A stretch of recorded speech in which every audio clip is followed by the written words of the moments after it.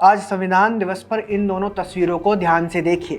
पहली तस्वीर साल 2011 की है, जब गुजरात का मुख्यमंत्री रहते हुए नरेंद्र मोदी जी ने संविधान गौरव यात्रा का आयोजन किया था। उस समय उन्होंने हाथी की पीठ पर संविधान की प्रतिलिपि रखकर उसके सम्मान में यात्रा निकाली थी और स्वयं उसे नेतृत्व दिया था।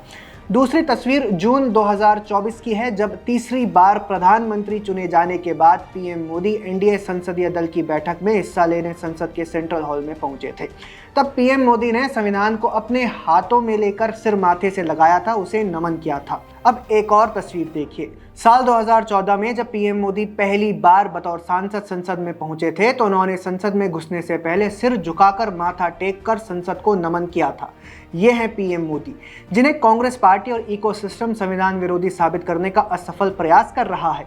सवाल यह है कि राहुल गांधी को भले ही भाजपा मंद बुद्धि कहती है, बालक बुद्धि कहती है, लेकिन फिर भी उन्हें इतनी समझ तो होनी चाहिए कि हाथी को बार बार ऊंट बोलने से वो ऊंट नहीं बन जाएगा, वो हाथी ही रहेगा।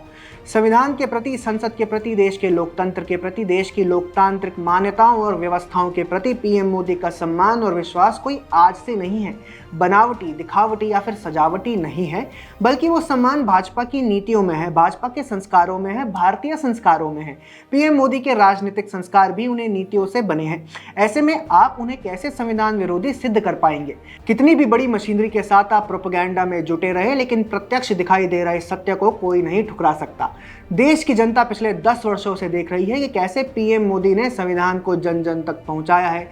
संविधान की उच्च मर्यादाओं का न सिर्फ पालन किया, बल्कि सर्वोच्च मर्यादाएं स्थापित भी की हैं। ये पीएम मोदी ही हैं जिन्होंने संविधान दिवस की घोषणा की।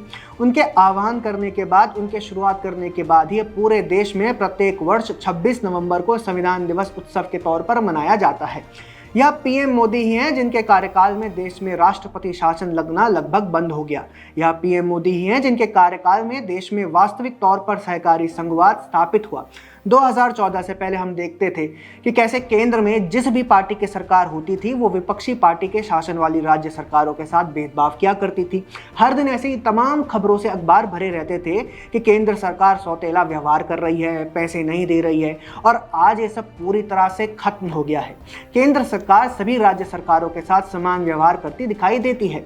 सिर्फ इतना ही क्यों, पीएम मोदी ने संविधान को आम लोगों तक भी पहुंचाया है।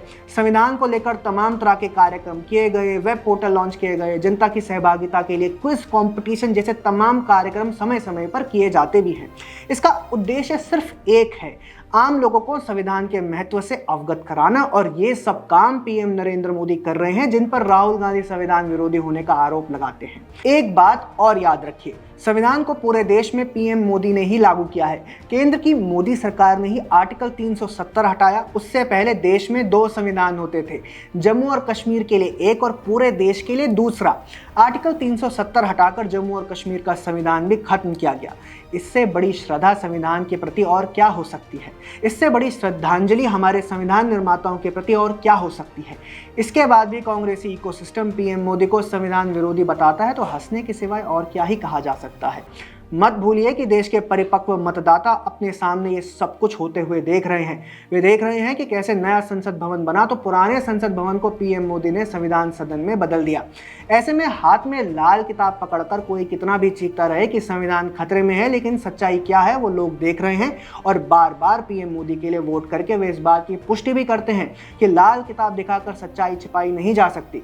इसके साथ ही यह भी याद रखिए कि कांग्रेस की सरकारों ने अपने निहित स्वार्थों के चलते सत्ता में रहते हुए संविधान में कई ऐसे बदलाव किए हैं जो वास्तविक संविधान में कभी थे ही नहीं। इसका सबसे बड़ा उदाहरण वक्फ बोर्ड का मामला है।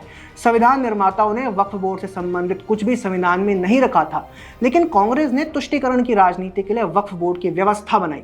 ऐसे में एक बात और कही जा सकती है कि प्रोपेगेंडा फैलाने से, लाल किताब हाथ में पकड़कर वीडियो बनाने से संविधान का रक्षक नहीं बना जा सकता, बल्कि वास्तव में संविधान के अनुसार कार्य करने से और संविधान की सर्वोच्चता को स्थापित करने के लिए कार्य करने वालों को संविधान का वास्तविक रक्षक कहा जा सकता है।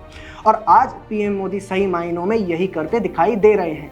पीएम मोदी के विरुद्ध कांग्रेस के प्रोपेगेंडा पर आपका क्या कहना है? कमेंट सेक्शन में हमें जरूर बताएं। हमारा चैनल भी फॉलो कर लें। जय हिंद।